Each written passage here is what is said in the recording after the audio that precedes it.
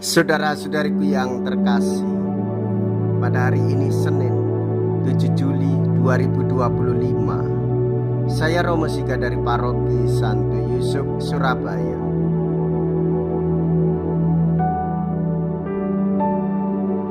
Dalam nama Bapa dan Putra dan Roh Kudus, amin. Suatu perkawinan yang terancam buyar karena pengkhianatan sulit diselamatkan. Sebab orang tidak tahan menghadapi pengkhianatan. Namun Tuhan lain.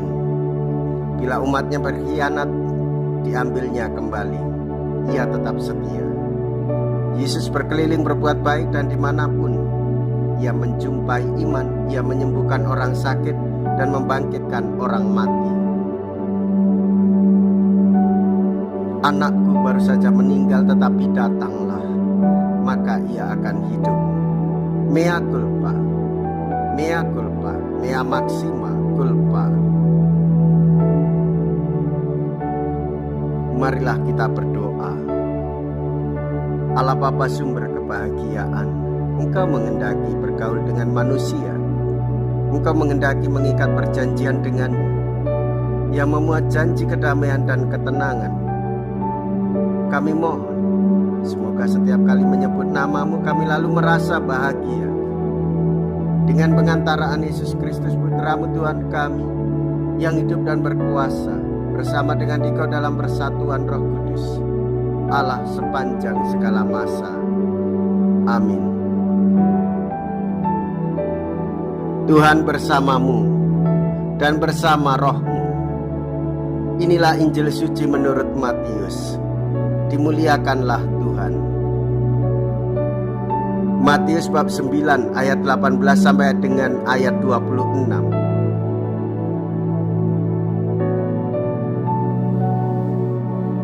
Sekali peristiwa, datanglah kepada Yesus seorang kepala rumah ibadat. Ia menyembah Dia dan berkata, "Anakku perempuan baru saja meninggal, tetapi datanglah, letakkanlah tanganmu atasnya, maka ia akan hidup." Lalu Yesus pun bangun dan bersama murid-muridnya mengikuti orang itu. Pada waktu itu, seorang perempuan yang sudah 12 tahun lamanya menderita pendarahan maju mendekati Yesus dari belakang dan menjamah jumbai jubahnya. Karena katanya dalam hati, "Asal kujamah saja jubahnya, aku akan sembuh."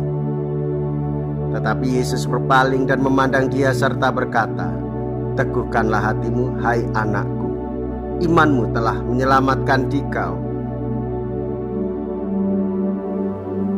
Maka sejak saat itu juga sembuhlah perempuan itu.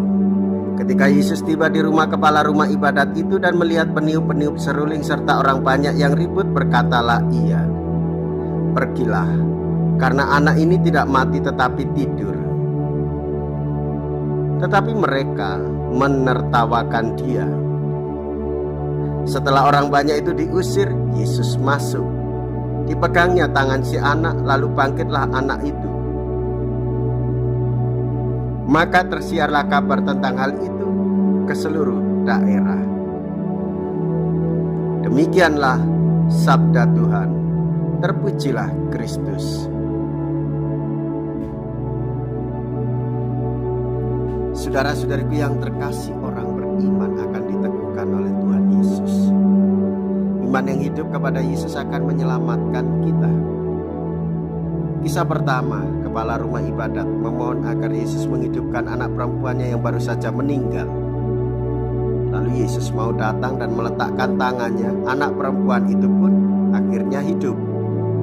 Karena imannya, mujizat kesembuhan terjadi. Dan dalam kisah yang kedua kita juga mendengarkan seorang perempuan yang menderita sakit pendarahan selama 12 tahun, ia pun disembuhkan. Oleh karena hatinya yang teguh, oleh karena imannya yang setia, maka perempuan itu mengalami kesembuhan hanya dengan menjamah jumbai jubah Tuhan Yesus. Saudara-saudari, bersyukurlah atas iman yang kita miliki sebagai berkat dan rahmat dalam kesetiaan kita mengikuti Yesus, dalam keteguhan hati kita selalu percaya kepadanya dan peran serta hidupnya di dalam diri kita. Marilah kita berdoa. Allah Bapa Maha Pengasih, orang jatuh dibangkitkan, orang mati dihidupkan kembali berkat sabda penuh belas kasih.